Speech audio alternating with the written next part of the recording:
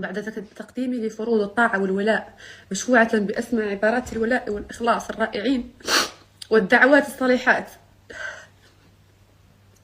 لحضرة مولانا وسيدنا جلالة الملك محمد السادس نصرك الله وحفظك بما حفظ به الذكر الحكيم وأقر عينك بولي عهدك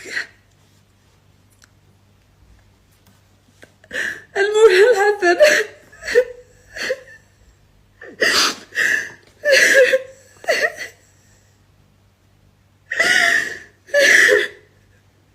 وجد الله أجرك بشقيه مولاي الرشيد وسائر أفراد أسرتك الملكية الشريفة.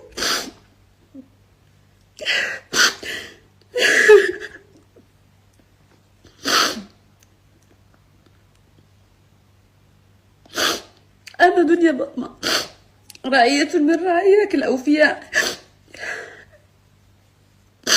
أن تتفضل وتشملني بعفوك وأن ترحمني وترحم بناتي وترفع عني هذا البلاء.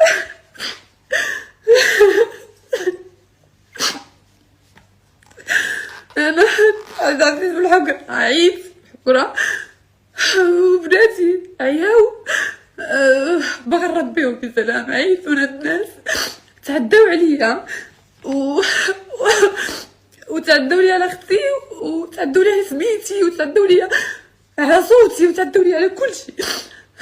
الناس الضاربين انا ما كنطلب والو، كنطلب عفوك سيدنا وكنطلب حقي.